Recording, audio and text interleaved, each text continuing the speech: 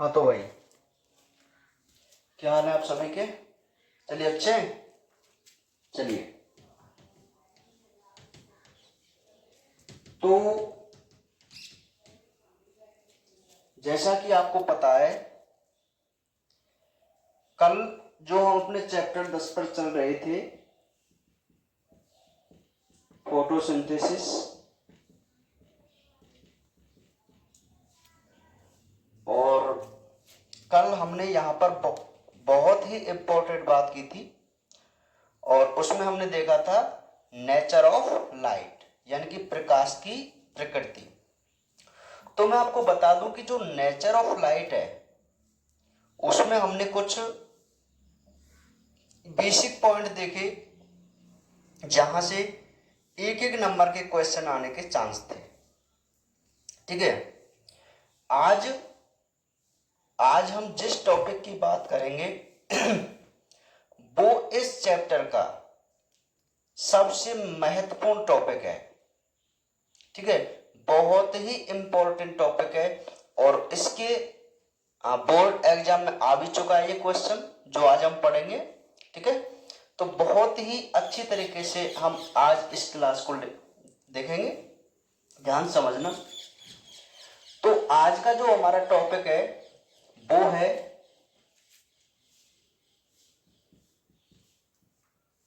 प्रकाश संश्लेषण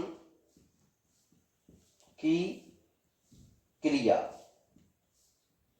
ठीक है, मतलब आज हम ये जानने की कोशिश करेंगे कि आखिर जो फोटोसिंथेसिस है वो किस प्रकार होती है, वो प्रक्रिया किस प्रकार होती है फोटोसिंथेसिस की।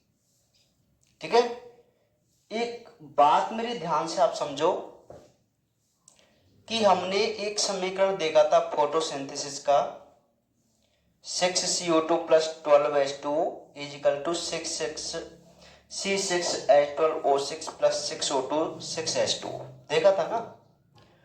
तो वह समीकरण क्या है कि जो कार्बन डाइऑक्साइड और जल है उससे हम ऑक्सीजन और ग्लूकोज बना रहे।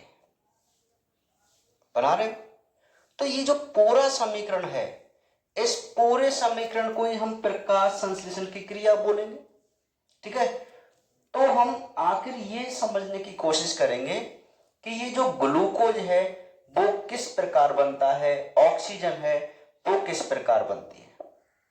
ठीक है, तो मैं आपको मोस्टली बात बता दूं कि प्रकाश संश्लेषण की जो क्रिया होती है ये 2 चरणों में होती है। कितने चरणों में होती है? 2 चरणों में। प्रकाश संश्लेषण की जो क्रिया है वो 2 चरणों में होती है। सबसे पहली होती है बहुत इंपॉर्टेंट प्रकाशिक अभिक्रिया, और दूसरी है अप्रकाशिक अभिक्रिया। ठीक है, प्रकाशिक को बोलते हैं लाइट रिएक्शन और इसको बोलते हैं डार्क रिएक्शन। दिखाई दे रहा है ना आपको? थोड़ा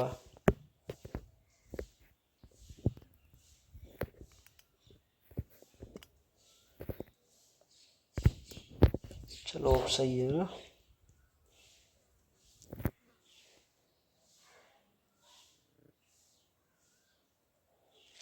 तो भाई बात को ध्यान से समझिए आप कि प्रकाश संश्लेषण की जो क्रिया है वो 2 चरणों में होती है।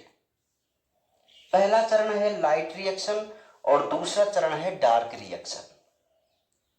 ठीक है, बहुत इंपॉर्टेंट ये क्रिया विधि होती है फोटोसिंथेसिस की। तो लाइट रिएक्शन का ये मतलब है ऐसी प्रक्रिया जो केवल सूर्य के प्रकाश में ही हो सकती है। लेकिन डार्क का मतलब आप ये मत समझना कि ये अंधेरे में होती है, नहीं। इसको प्रकाश की आवश्यकता नहीं होती केवल, बाकी ये दिन में ही होती है, रात में भी होती है, दिन में भी होती है। डार्क रिएक्शन, ठीक है। मोस्टली दिन में ही ये दोनों क्रियाएं होती हैं। कहीं आप डार्क से मतलब ये मत समझना कि ये रात में होती है, वो दिन में होती है। एक डिफरेंट है दोनों में कि जो लाइट रिएक्शन है वो केवल सूर्य के प्रकाश की उपस्थिति में होती है, जबकि डार्क रिएक्शन को प्रकाश की कोई आवश्यकता नहीं होती, ठीक है। अब एक ध्यान से आप मेरी बात समझना, हम इन दोनों अभिक्रियाओं को समझने के लिए पहले कुछ बेसिक पॉइंटों पर बात करते हैं, और वो बेसिक पॉइंट क्या है मैं आपको बता दूं कि हम उन स्थानों को देखने की यहां पर कोशिश करेंगे जिन स्थानों पर ये दोनों प्रक्रियाएं होती हैं। मतलब कुछ बेसिक पॉइंट यहां भी हम जानेंगे। मैं आपको बता चुका हूं कि यहां हम थ्योरी लिखकर बात नहीं करेंगे, क्योंकि थ्योरी लिखकर यदि हम बात करेंगे तो बहुत ज्यादा इंटरेस्ट नहीं आएगा इसको पढ़ने में। ये बहुत अच्छा कंसेप्चुअल टॉपिक है, इसका कंसेप्ट हमें पकड़ना है। यदि आप इसके कंसेप्ट को सीख गए, आप इसको लर्न कर गए, तो आप थ्योरी खुद बना सकते हैं एक बार देखने के बाद, ठीक है भाई। हाँ, तो इससे पहले मैं आपको कुछ बेसिक पॉइंट, कुछ बेसिक नॉलेज के लिए बात बता रहा हूं, आप ध्यान से समझना। देखिए, जो हमने थाइलेकोइड की बात की थी, याद है आपको थाइलेकोइड की थी बात, थाइलेकोइड की, है ना। तो देखिए थाइलेकोइड क्या चीज है मैं आपको बता दूं कि ये भाई थाइलेकोइड है, और ये थाइलेकोइड की है आंतरिक सतह, एक सरफेस, ये वाली, ठीक है। तो यदि हम इस सरफेस को जूम करें, अच्छा पहले मैं आपको इससे पहले एक बात और बताता हूं, उस पर भी आप ज्यादा ध्यान देना। देखो आज का जो हमारा लेक्चर है ना, वो इन दोनों रिएक्शनों को समझने का लेक्चर है, मतलब बेसिक समझने का, ठीक है। अभी हम स्टार्ट नहीं करेंगे आज इसको। बेसिक, यदि आप इसके बेसिक को नहीं समझ पाए तो आपको कोई भी टॉपिक इनका समझ में नहीं आएगा, है ना। बेसिक बहुत जरूरी है। तो एक बहुत सिंपल सी मैं आपको बात बता दूं कि आखिर लाइट रिएक्शन और डार्क रिएक्शन क्या चीज होती है। देखिए भाई, लाइट रिएक्शन की मैं बात करूं तो लाइट रिएक्शन का उद्देश्य जो होता है वो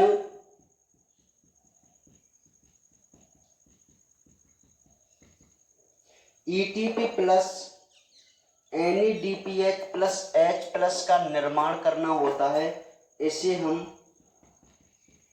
स्वांगीकरण ऊर्जा यानी कि असिमिलेटरी पावर बोल के चलते हैं। मैं क्या कहना चाह रहा हूं कि भाई जो लाइट रिएक्शन है वो सूर्य के प्रकाश की उपस्थिति में ATP और NADPH प्लस H प्लस बनाता है, यानी कि स्वांगीकरण ऊर्जा बनाना इस प्रकाशिक अवक्रिया का मुख्य उद्देश्य है।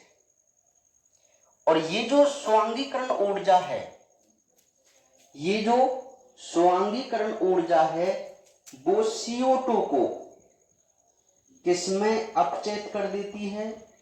ग्लूकोज में। किसमें? ग्लूकोज में। ये कौन सी रिएक्शन होगी फिर? डार्क। और ये कौन सी होगी? लाइट। एक बार दोबारा ध्यान समझो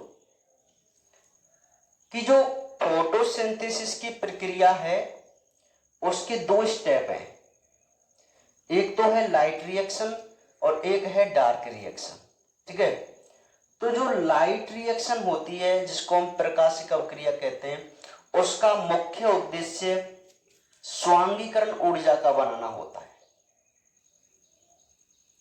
ये जो NADP आपको दिखाई दे रहा है यह एक अपचायक एंजाइम है, को एंजाइम है, पढ़ चुके हम इसको। सह एंजाइम है एक प्रकार का जो कार्बन डाइऑक्साइड को अपचयित करता है।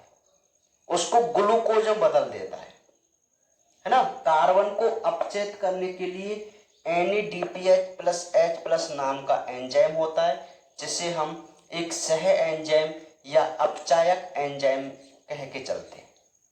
इसका पूरा नाम मैं आपको बता दूं, nicotine amide adenine dinucleotide phosphate. Nicotine amide adenine dinucleotide phosphate. मैं इसका पूरा नाम आपको लिखा दूंगा, आप टेंशन मत लेना, ठीक है। तो जो लाइट रिएक्शन होती है प्लांटों में, उस लाइट रिएक्शन में हमें क्या देखना है कि भाई हमें सबसे पहले ये NADPH+H+ का निर्माण करना है। ATP का और NADPH+H+ का निर्माण करना है। ये हमारा लाइट रिएक्शन का क्या है, उद्देश्य। अब ये जो असिमिलेटरी पावर लाइट रिएक्शन से बन जाती है प्लांट में, है ना, ये जो असिमिलेटरी पावर जब लाइट रिएक्शन से प्लांट में बन जाती है, तो अब जो प्लांट होते हैं वो लेते हैं CO2, कार्बन डाइऑक्साइड वायुमंडल से। तो उस CO2 को ये जो स्वांगीकरण ऊर्जा हमने बनाई थी लाइट रिएक्शन में, वो इस कार्बन डाइऑक्साइड को बदल देती है किसमें, ग्लूकोज में। अब हमें प्रकाशिक अभिक्रिया में तो ये देखना है कि आखिर ये स्वांगीकरण ऊर्जा बनी कैसे, है ना। और अप्रकाशिक अभिक्रिया में हमें ये देखना है कि आखिर ये कार्बन डाइऑक्साइड ग्लूकोज में बदला कैसे। बात समझ में आ रही है? दो बात ध्यान देना, लाइट रिएक्शन में तो ये देखना है कि भाई ये स्वांगीकरण ऊर्जा कैसे बनी, अर्थात आपने ATP और NADPH+H+ कैसे बनाया। और डार्क रिएक्शन में हमको ये देखना है कि जो कार्बन डाइऑक्साइड है वो किस प्रकार अपचेत हुआ है ग्लूकोज में, ठीक है। तो ये दोनों बातों पर हमारी दोनों प्रक्रियाएं टिकी हुई हैं, और इनमें जो टॉपिक आएंगे अब हम उन्हीं का क्या करते हुए चलेंगे, अध्ययन करते हुए चलेंगे, है ना। तो आपको लाइट रिएक्शन और डार्क रिएक्शन का थोड़ा बहुत पता हुआ, पता चला कि भाई आखिर ये क्या चीज है। भाई हमें प्लांटों में ग्लूकोज बनवाना है, क्योंकि हम फोटोसिंथेसिस पढ़ रहे हैं, और फोटोसिंथेसिस का मतलब है कि CO2 और जल से वो ग्लूकोज और ऑक्सीजन बनाते हैं। तो हमें दो प्रोडक्ट बनवाने हैं फोटोसिंथेसिस में, एक तो ऑक्सीजन आपको बनवाना है और एक कार्बन ग्लूकोज आपको बनवाना है। अब ये कैसे बनते हैं इनकी हम पूरी डिटेल से जानकारी लेंगे कि आखिर प्लांट में कौन कौन सी प्रक्रियाएं होती हैं जिनसे ये बनते हैं। तो हमने देखा कि भाई इसमें दो रिएक्शंस होती हैं, एक लाइट रिएक्शन होती है, एक डार्क रिएक्शन होती है। लाइट रिएक्शन जो है उसमें मैं आपको बता दूं केवल ऑक्सीजन का निर्माण होता है। ये नीट के पॉइंट ऑफ व्यू से बहुत इंपॉर्टेंट है। जो लाइट रिएक्शन है उसमें हम केवल एक प्रोडक्ट बनाते हैं ऑक्सीजन, और जो हमारा दूसरा प्रोडक्ट है ग्लूकोज वो बनता है डार्क रिएक्शन में।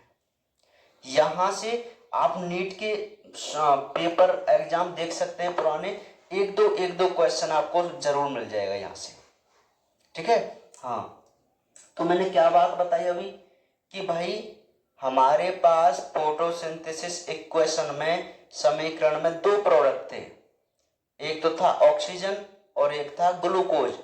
तो जो O2 का निर्माण है वो तो होता है लाइट रिएक्शन के माध्यम से, और जो ग्लूकोज का निर्माण है वो होता है डार्क रिएक्शन से, है ना। और जो डार्क रिएक्शन है वो किस पर डिपेंड है, लाइट रिएक्शन पर। क्यों? क्योंकि जो कार्बन डाइऑक्साइड को हमें ग्लूकोज में अपचेत करना है, बदलना है, तो उसके लिए एक रिड्यूस कोएंजाइम की आवश्यकता होती है, और वह है रिड्यूस कोएंजाइम NADPH। कौन सी क्रिया में बनेगा, लाइट रिएक्शन में बनेगा। सिम क्लियर है यहां तक? लाइट रिएक्शन डार्क रिएक्शन दोनों का उद्देश्य पता चला आपको, है ना? बहुत डिटेल में हमें ये पढ़ना है, ये ऐसे नहीं बन जाएंगे बातों से, इनके बहुत बड़े बड़े सिस्टम है बनने के, उन सिस्टमों को ही हमें समझना है। ठीक है भाई, चलिए। तो ये तो हुआ इन दोनों प्रक्रियाओं का उद्देश्य। अच्छा भाई, अब मैं आपको बात बता दूं कि एक वैज्ञानिक थे इमर्सन। क्या नाम था? इमर्सन। तो उन वैज्ञानिकों ने क्या देखा, मैं आपको बताऊं कि भाई, अच्छा आपके पास एक तो लाल रंग की किरण थी और एक बैंगनी रंग की किरण, है ना? दो बेस्ट किरण थी जिनको बेस्ट एब्जॉर्ब करते हैं प्लांट। तो मोस्टली जो फोटोसिंथेसिस की क्रिया है वो रेड कलर में होती है। लाल कलर की जो किरण होती है उनमें मोस्टली ये प्रक्रिया होती है। ठीक है, हाँ। तो ये जो इमर्सन थे, इन्होंने क्या देखा कि थाइलेकॉइड जो होता है, थाइलेकॉइड, उसकी आंतरिक सतह पर दो प्रकाश तंत्र होते हैं। क्या होते हैं?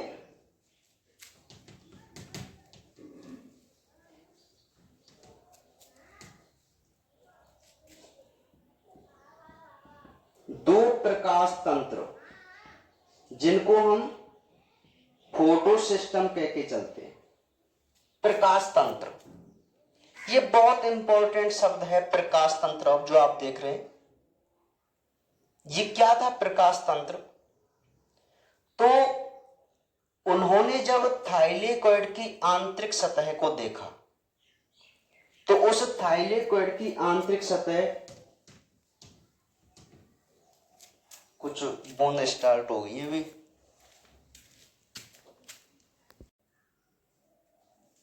हाँ देखिए,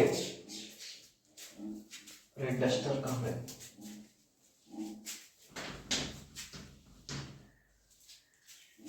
तो लाइट रिएक्शन और डार्क रिएक्शन के बारे में आपको पता चल गया, है ना? अब हम इमर्सन के ऊपर चल रहे थे और उन्होंने क्या किया कि थाइलेकॉइड की आंतरिक सतह को देखा। तो मैं आपको बता देता हूं,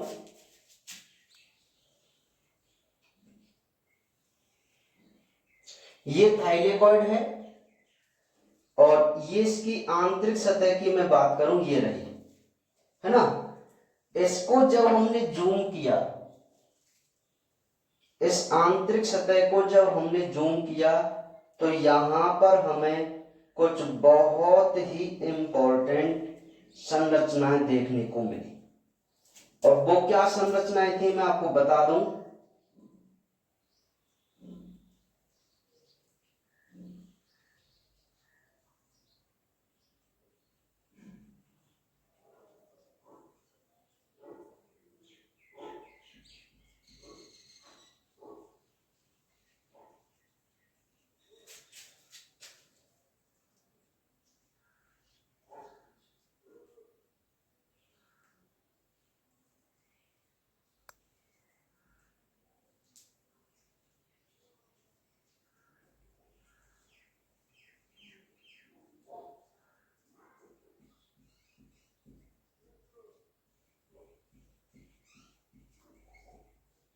देखिए, दिखाई दे रहा है आपको?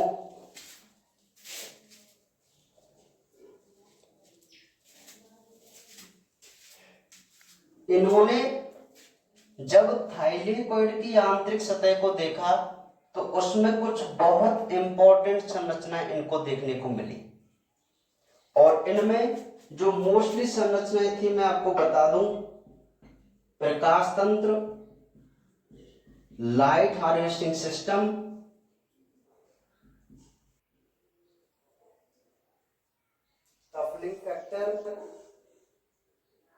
ठीक है। तो ये कुछ मोस्ट संरचनाएं इस थाइलेकोइड की आंतरिक सतह पर देखी गई। ये जो संरचनाएं थी वो क्या थी, मैं आपको बताऊं कि एमर्सन ने एक प्रैक्टिकल किया, प्रयोग कैसे किया कि भाई एक प्लांट लिया और उस प्लांट को रेड कलर का प्रकाश दिया, केवल रेड कलर का। तो उसमें जो फोटोसिंथेसिस की दर थी वो थी कम, मतलब प्रकाश संश्लेषण की जो क्रिया थी केवल अकेले रंग रेड में कम होती थी। अब दूसरे प्रैक्टिकल में उन्होंने क्या किया कि जो रेड कलर से थोड़ी कम तरंग दैर्ध्य की किरण थी केवल वही प्रकाश दिया प्लांटों को, तो भी प्रकाश संश्लेषण की दर कम हो रही। मतलब पहले उन्होंने एक प्रैक्टिकल किया जिसमें दोनों कलर की किरण एक एक करके प्लांट को दी गई। तीसरे प्रैक्टिकल में उन्होंने क्या किया कि दोनों रंगों की जो किरण थी उनको, मतलब एक तो 700 nm की किरण और उससे नीचे की किरण, दोनों किरणों को जब एक साथ उस प्लांट को दिया गया तो उस प्लांट की फोटोसिंथेसिस की दर बहुत ज्यादा देखी गई। तब एमर्सन ने ये कहा था कि भाई जरूर इस प्लांट की जो थाइलेकोइड है वहां पर दो प्रकाश तंत्र हैं जो अलग अलग किरणों को एब्जॉर्ब करने के लिए रेस्पॉन्सिबल होते हैं, वो भी एक साथ। नहीं, यही बात समझ में। देखो, एक नाम है फोटो सिस्टम, प्रकाश तंत्र। ये जो प्रकाश तंत्र हैं ये क्लोरोफिल ए के अणु हैं। ये जो आपको दो प्रकाश तंत्र दिखाई दे रहे हैं वो क्या है, क्लोरोफिल ए के अणु। ठीक है। उन्होंने ये कहा था कि भाई यदि हम प्लांट को केवल लाल कलर की किरणें प्रोवाइड कराएं तो फोटोसिंथेसिस कम होता है। यदि थोड़ी बैंगनी कलर की या लाल रंग से थोड़ी कम तरंग दैर्ध्य की प्रोवाइड कराएं तो भी प्रकाश संश्लेषण कम होता है।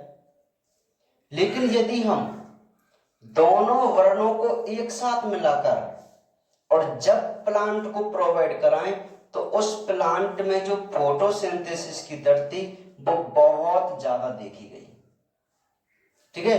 तब एमर्सन ने कहा कि भाई इस प्लांट में जरूर दो प्रकाश तंत्र होते जो अलग अलग तरंग दैर्ध्य की किरणों को एक साथ एब्जॉर्ब कर फोटोसिंथेसिस की दर को बढ़ा देते हैं।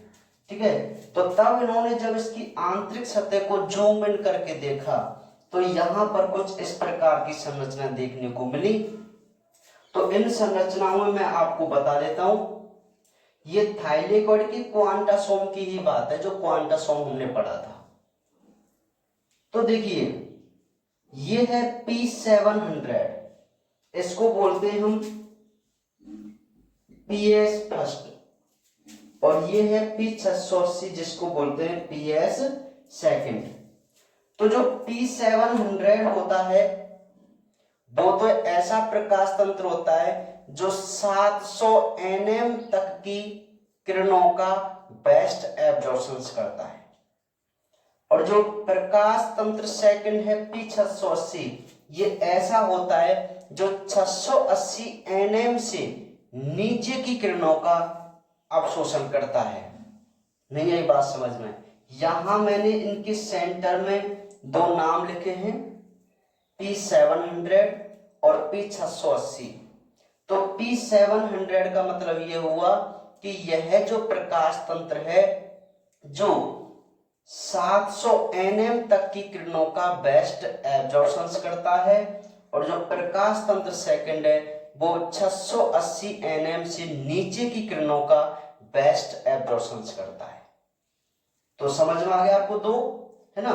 अब ये क्या होते हैं, ये होते हैं लाइट हार्वेस्टिंग सिस्टम। ठीक है, LHC बोलते हैं, LHS नहीं बोलेंगे, है ना। तो ये जो मतलब हम लाइट हार्वेस्ट कॉम्प्लेक्स इसको बोल सकते हैं वैसे। तो ये जो लाइट हार्वेस्टिंग कॉम्प्लेक्स है वो क्या है, ये सहायक अणु है, सहायक वर्णक, जिसको हम कैरोटीनॉइड्स वगैरह बोल सकते हैं। और ये है क्लोरोफिल के अणु। किसके अणु है ये दोनों, क्लोरोफिल के। तो पता ये क्या करते हैं कि जिन किरणों को ये एब्जॉर्ब नहीं कर पाते, उन किरणों को ये एब्जॉर्ब करते हैं लाइट हार्वेस्टिंग सिस्टम या लाइट हार्वेस्टिंग कॉम्प्लेक्स, और ये उस ऊर्जा को ट्रांसफर करेंगे किसके लिए, इस क्लोरोफिल अणु के लिए। दोनों जगह होते हैं। तो ये होता है लाइट हार्वेस्टिंग सिस्टम। अरे भाई, हम फोटोसिंथेसिस की क्रिया को समझने की कोशिश कर रहे हैं, तो यदि आप तब तक इसकी संरचना नहीं समझेंगे, बेसिक नहीं समझेंगे, तो आप इन अभिक्रियाओं को नहीं समझ सकते, क्योंकि ये बहुत ही मोस्ट अभिक्रिया हैं जो बोर्ड एग्जाम में पूछी जा चुकी हैं। ठीक है, हाँ, इनकी थ्योरी याद करने से आप इनको नहीं कर पाएंगे, इनका आपको केवल कंसेप्ट ही समझना पड़ेगा। तो अभी हम अपने उस मेन टॉपिक पर तो पहुंचे ही नहीं है। अभी तो हमने केवल ये देखा कि अब भाई लाइट रिएक्शन क्या है, डार्क रिएक्शन क्या है, उसका उद्देश्य हमने समझ लिया, यही तो किया है। अब हम ये देख रहे हैं कि भाई थाइलेकॉइड में आखिर ऐसा क्या है जो इन दोनों क्रियाओं को चलाता है। ठीक है, हाँ, तो मैं आपको बता दूं कि मोस्टली जो ये संरचना हम देख रहे हैं, इस संरचना के द्वारा केवल लाइट रिएक्शन को ही कंप्लीट किया जाता है। कौन सी रिएक्शन को, लाइट रिएक्शन को, है ना। डार्क रिएक्शन तो बहुत डिफरेंट होती है ना भाई। तो ये अभी हम लाइट रिएक्शन का ही बेसिक यहां पर जान रहे हैं। तो ये आपको पता चला कि थाइलेकॉइड की जो आंतरिक सतह है उस पर दो प्रकाश तंत्र होते हैं, P700 और P680। जो P700 है उसे PS फर्स्ट बोलते हैं, और जो P680 है उसे PS सेकंड बोलते हैं। ये जो लाइट हार्वेस्टिंग कॉम्प्लेक्स या सिस्टम है, ये क्या होता है, ये कैरोटीनॉइड्स के वर्णक होते हैं, सहायक वर्णक होते हैं। जिन किरणों को ये एब्जॉर्ब नहीं कर पाते, ये उनको एब्जॉर्ब कर ट्रांसफर कर देते हैं क्लोरोफिल अणु के पास। ठीक है, और ये होता है कफलिंग फैक्टर, CF पार्टिकल्स। अच्छा, ये कफलिंग फैक्टर क्या है मैं आपको बता दूं कि जब हमने आपको 11th क्लास में माइटोकॉन्ड्रिया की संरचना बताई थी, और आप जानते हैं कि माइटोकॉन्ड्रिया को पावर हाउस ऑफ सेल के नाम से भी जाना जाता है, पावर हाउस ऑफ सेल। तो ये कफलिंग फैक्टर का क्या काम होता है, इसका काम होता है केवल एटीपी का फॉर्मेशन करना। क्या करना, एटीपी का फॉर्मेशन करना। देखो इस पर, अच्छा, मैंने आपको वहां पर ऑक्सीसोम या F1 पार्टिकल्स बताया था माइटोकॉन्ड्रिया में, और उसके सिर पर क्या होता था, एटीपी एज एंजाइम होता था, एटीपी एज, है ना, जिसको एटीपी सिंथेटेज कहते थे। तो वो एंजाइम क्या करता था, एटीपी का फॉर्मेशन करता था, है ना। समझ में आ गई बात। और हमको भी तो लाइट रिएक्शन में एटीपी बनानी है, उद्देश्य याद है, एटीपी प्लस NADPH बनाना है, यही तो था। तो ये जो CF पार्टिकल है, कफलिंग फैक्टर जिसको बोलते हैं, वो हमारे लिए क्या बनाता है भैया, एटीपी बनाता है। क्या बनाता है, एटीपी। ठीक है, तो ये था हमारा थाइलेकॉइड की आंतरिक सतह को जब हमने जूम इन करके देखा, तो कुछ हमें लाइट रिएक्शन को कंप्लीट करने के लिए ये मोस्ट संरचनाएं देखने को मिली। ठीक है, तो आप इसका एक डायग्राम बनाइए, इन सभी के नाम लिखिए, बहुत काम की चीज है।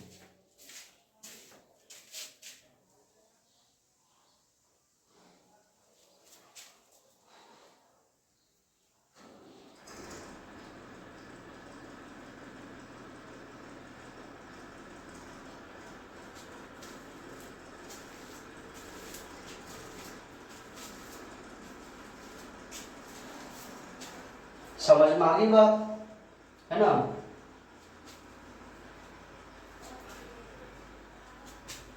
मिटा दो इसको, है ना।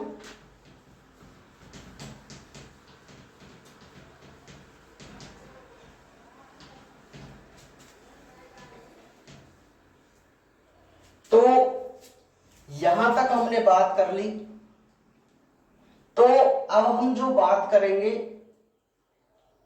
वो सबसे पहले लाइट रिएक्शन के बारे में बात करेंगे। अच्छा, मैं आपको यहां एक बात बता दूं कि जब भी हम पीडीएफ के नोट्स देखेंगे तो हमें वहां पर कुछ मुख्य टॉपिक समझने को मिलेंगे, देखने को मिलेंगे। अब वो टॉपिक मैं आपको बता देता हूं। सबसे पहला है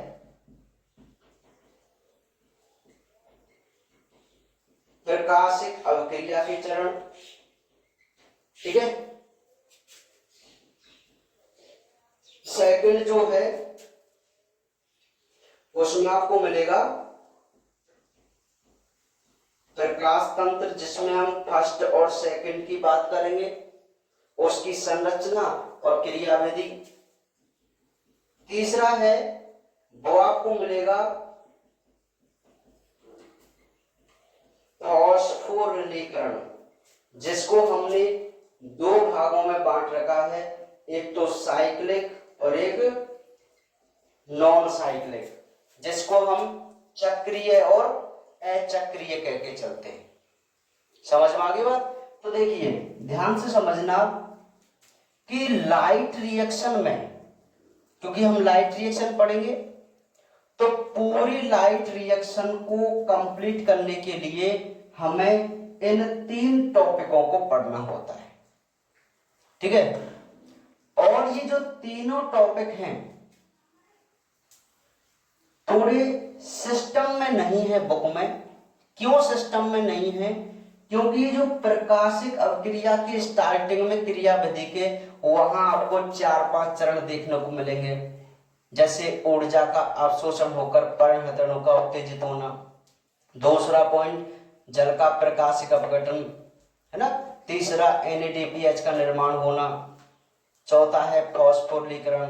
पांचवा है लाल पतन वृद्धि प्रभाव। है ये 5 पॉइंट आपको बिल्कुल मिल जाएंगे। तो मैं आपको बता दूं कि यदि मैं इनकी थ्योरी लिखाऊं और आपको समझाऊं तो आपको बिल्कुल समझ में नहीं आएगा कि सर आप किस बारे में बात कर रहे हैं, ठीक है। तो मैं आपको बता देता हूं कि यदि हमें इस टॉपिक को समझना है, पूरी लाइट रिएक्शन को समझना है, तो हमें केवल 2 टॉपिकों पर चर्चा करनी है। वो है चक्रीय और अचक्रीय प्रकाश फास्फोरिलीकरण। नहीं आई बात समझ में? मेरी बात को समझने की कोशिश कीजिए। मैंने आपसे पहले ही कहा था कि भाई इन चैप्टरों में हम थ्योरी से बात नहीं करेंगे, हम इनके केवल कंसेप्ट को पकड़ेंगे। और यदि हम इनके कंसेप्ट को पकड़कर समझ गए तो हमारी थ्योरी हमारे कब्जे में है। बहुत सिंपल थ्योरी हो जाएगी। तो इस स्टार्टिंग की ही टॉपिक को हमें समझने के लिए, या मैं कहूं पूरी लाइट रिएक्शन को समझने के लिए, हमें केवल 2 टॉपिक पढ़ने हैं। वो हैं चक्रीय प्रकाश फास्फोरिलीकरण और अचक्रीय प्रकाश फास्फोरिलीकरण, ठीक है। यदि हम चक्रीय और अचक्रीय प्रकाश फास्फोरिलीकरण का आरेख द्वारा इसको हम समझ गए तो आप एक बार इस थ्योरी को देखेंगे और तुरंत आपकी थ्योरी क्लियर हो जाएगी। ये बहुत सिंपल सी बात है, ठीक है। हाँ, बात समझ में आ गई?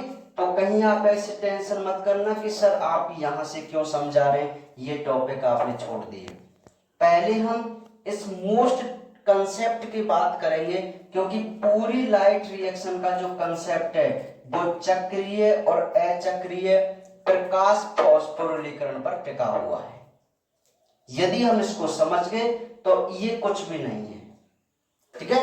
ये जो PS फर्स्ट और PS सेकंड आप देख रहे हैं, जो चक्रीय और अचक्रीय है, इन दोनों की थ्योरी एक जैसी है, बस थोड़ा सा डिफरेंट है। है ना, समझ में आ गई बात। तो हमें जो मोस्टली समझना है वो चक्रीय और अचक्रीय प्रकाश फास्फोरिलीकरण समझना है। तो आप इसको ध्यान से समझना भाई, ये हमारे बहुत ही इंपॉर्टेंट टॉपिक है।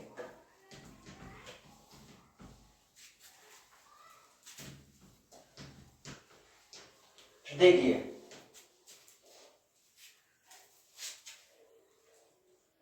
मैं आपको बेसिक में यही बताता हूं डायरेक्ट, कि आप एक बात बताओ कि अभी तक हमने जो फोटोसिंथेसिस की बात की उसमें हमने ये देखा कि ये दो प्रक्रियाओं में कंप्लीट होती है, लाइट रिएक्शन और डार्क रिएक्शन। है भाई, दो है कि नहीं? अच्छा, लाइट रिएक्शन का उद्देश्य क्या था?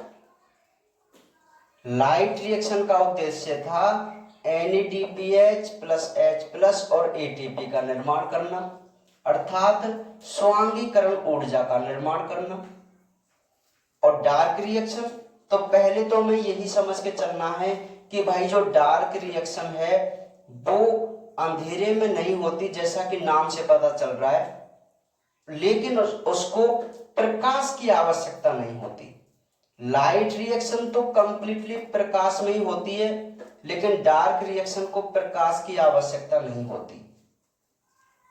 समझ में आ गई बात, इसलिए हम उसको डार्क रिएक्शन कहते हैं। तो जो लाइट रिएक्शन था उसमें हमें ये बात देखने को मिली कि भाई इस लाइट रिएक्शन के माध्यम से हम केवल 80 मिलिट्री पावर बनाएंगे, स्वांगीकरण ऊर्जा बनाएंगे, जिसमें हमें एक तो ATP बनानी है और एक NADPH बनाना है। अब हम ये देखेंगे ये कैसे बनेंगे, ठीक है। सेम उसी प्रकार डार्क रिएक्शन जो है वो लाइट रिएक्शन से ही कंप्लीट होती है, क्योंकि डार्क रिएक्शन का उद्देश्य होता है कार्बन डाइऑक्साइड को ग्लूकोज में बदलने का या अपचयित करने का, और CO2 के अपचयन ही करने के लिए हमें 80 मिलिट्री पावर की आवश्यकता होती है ना। और वो 80 मिलिट्री पावर हम कहां से बनाते हैं? लाइट रिएक्शन से बनाते हैं। तो ये कुछ पॉइंट थे जो हमको यहां समझने थे। फिर उसके बाद हमने ये देखा कि भाई ये जो लाइट रिएक्शन होती है प्लांटों में, ये प्रकाश तंत्रों से होती है। किससे होती है? प्रकाश तंत्रों से। मैं आपको पहले बता चुका हूं, हम इन चैप्टरों को बहुत धीरे धीरे करेंगे, ठीक है। हाँ, तेज नहीं करेंगे इनको, क्योंकि ये बहुत इंपॉर्टेंट चैप्टर हैं, दोनों 10 और 11, जो 4 नंबर के क्वेश्चन के रूप में आते हैं। इसलिए बहुत आराम से और ढंग से हर चीज को समझ कर चलेंगे, है ना। तो उन्होंने देखा कि भाई ये आखिर ये लाइट रिएक्शन जो है वो कैसे होती है। तो उन्होंने एक बात यहां निकाल के दी कि भाई जो लाइट रिएक्शन होती है ना, वो दो प्रकाश तंत्रों से होती है।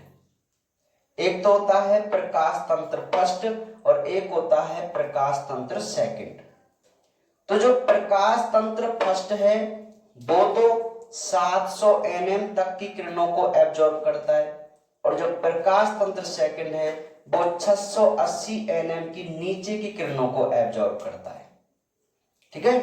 हाँ, समझ में आ गई बात।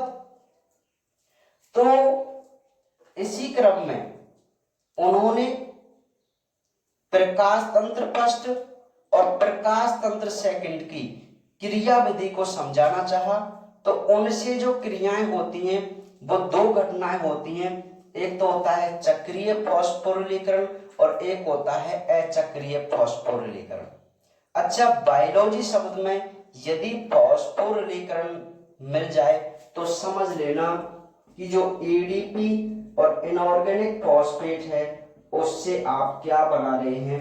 ATP बना रहे हैं, है ना। तो जब फास्फोरिलीकरण है उसका सीधा सा मतलब है आपको ATP बना के यहां चलनी है। समझ में आ गई बात। और मैंने आपको पहले बता दिया कि हम जो लाइट रिएक्शन पढ़ेंगे उसमें ऑक्सीजन का निर्माण होगा, और जो डार्क रिएक्शन पढ़ेंगे उसमें ग्लूकोज का निर्माण होगा, ठीक है। तो आज हम केवल छोटी क्लास रहेगी यार आज की, क्योंकि यहाँ कंटिन्यू बारिश हो रही है और अभी आपको भी शायद वीडियो में थोड़ा अंधेरा दिखाई दे रहा होगा, क्योंकि आप जानते हैं गांव के माहौल हैं और यहाँ हर सुविधा अवेलेबल नहीं हो पाती। ठीक है, हाँ, मतलब अब लाइट भी नहीं आ रही है और बारिश भी हो रही है, मतलब झमाझम बारिश हो रही है 2 दिन से, है ना। हाँ, समझ में आ गई बात। ठीक है, तो फॉस्फोरिलीकरण का मतलब एडीपी और इनऑर्गेनिक फॉस्फेट से क्या बनाना, एटीपी। तो कल हम इनकी बहुत डिटेल से बात करना चाहेंगे कि आखिर ये लाइट रिएक्शन कैसे कंप्लीट होती है। ठीक है, तो बाकी बात हम करेंगे कल। पहले तो हमें यही समझ के चलना है कि भाई जो डार्क रिएक्शन है वो अंधेरे में नहीं होती, जैसा कि नाम से पता चल रहा है, लेकिन उसको प्रकाश की आवश्यकता नहीं होती। लाइट रिएक्शन तो कंप्लीटली प्रकाश में ही होती है, लेकिन डार्क रिएक्शन को प्रकाश की आवश्यकता नहीं होती। समझ में आ गई बात, इसलिए हम उसको डार्क रिएक्शन कहते हैं। तो जो लाइट रिएक्शन था उसमें हमें ये बात देखने को मिली कि भाई इस लाइट रिएक्शन के माध्यम से हम केवल असिमिलेटरी पावर बनाएंगे, स्वांगीकरण ऊर्जा बनाएंगे, जिसमें हमें एक तो एटीपी बनानी है और एक NADPH बनाना है। अब हम ये देखेंगे ये कैसे बनेंगे। ठीक है, सेम उसी प्रकार डार्क रिएक्शन जो है वो लाइट रिएक्शन से ही कंप्लीट होती है, क्योंकि डार्क रिएक्शन का उद्देश्य होता है कार्बन डाइऑक्साइड को ग्लूकोज में बदलने का या अपचयित करने का, और CO2 के अपचयन ही करने के लिए हमें असिमिलेटरी पावर की आवश्यकता होती है ना। और वो असिमिलेटरी पावर हम कहां से बनाते हैं, लाइट रिएक्शन से बनाते हैं। तो ये कुछ पॉइंट थे जो हमको यहां समझने थे। फिर उसके बाद हमने ये देखा कि भाई ये जो लाइट रिएक्शन होती है प्लांटों में, ये प्रकाश तंत्रों से होती है। किससे होती है, प्रकाश तंत्रों से। मैं आपको पहले बता चुका हूं, हम इन चैप्टरों को बहुत धीरे धीरे करेंगे। ठीक है, हाँ, तेज नहीं करेंगे इनको, क्योंकि ये बहुत इंपॉर्टेंट चैप्टर हैं, दोनों 10 और 11, जो 4 नंबर के क्वेश्चन के रूप में आते हैं। इसलिए बहुत आराम से और ढंग से हर चीज को समझ कर चलेंगे, है ना। तो उन्होंने देखा कि भाई ये आखिर ये लाइट रिएक्शन जो है वो कैसे होती है। तो उन्होंने एक बात यहां निकाल के दी कि भाई जो लाइट रिएक्शन होती है ना, वो 2 प्रकाश तंत्रों से होती है। एक तो होता है प्रकाश तंत्र फर्स्ट और एक होता है प्रकाश तंत्र सेकंड। तो जो प्रकाश तंत्र फर्स्ट है वो तो 700 nm तक की किरणों को एब्जॉर्ब करता है, और जो प्रकाश तंत्र सेकंड है वो 680 nm की नीचे की किरणों को एब्जॉर्ब करता है। ठीक है, हाँ, समझ में आ गई बात। तो इसी क्रम में उन्होंने प्रकाश तंत्र फर्स्ट और प्रकाश तंत्र सेकंड की क्रिया विधि को समझाना चाहा। तो उनसे जो क्रियाएं होती हैं वो 2 घटनाएं होती हैं, एक तो होता है चक्रीय फास्फोरिलीकरण और एक होता है अचक्रीय फास्फोरिलीकरण। अच्छा, बायोलॉजी शब्द में यदि फास्फोरिलीकरण मिल जाए तो समझ लेना कि जो एडीपी और इनऑर्गेनिक फॉस्फेट है उससे आप क्या बना रहे हैं, एटीपी बना रहे हैं, है ना। तो जब फास्फोरिलीकरण है उसका सीधा सा मतलब है आपको एटीपी बना के यहां चलनी है। समझ में आ गई बात। और मैंने आपको पहले बता दिया कि हम जो लाइट रिएक्शन पढ़ेंगे उसमें ऑक्सीजन का निर्माण होगा, और जो डार्क रिएक्शन पढ़ेंगे उसमें ग्लूकोज का निर्माण होगा। ठीक है, तो आज हम केवल छोटी क्लास रहेगी यार आज की, क्योंकि यहाँ कंटिन्यू बारिश हो रही है और अभी आपको भी शायद वीडियो में थोड़ा अंधेरा दिखाई दे रहा होगा, क्योंकि आप जानते हैं गांव के माहौल हैं और यहाँ हर सुविधा अवेलेबल नहीं हो पाती। ठीक है, हाँ, मतलब अब लाइट भी नहीं आ रही है और बारिश भी हो रही है, मतलब झमाझम बारिश हो रही है 2 दिन से, है ना। हाँ, समझ में आ गई बात। ठीक है, तो फॉस्फोरिलीकरण का मतलब एडीपी और इनऑर्गेनिक फॉस्फेट से क्या बनाना, एटीपी। तो कल हम इनकी बहुत डिटेल से बात करना चाहेंगे कि आखिर ये लाइट रिएक्शन कैसे कंप्लीट होती है। ठीक है, तो बाकी बातें हम करेंगे कल।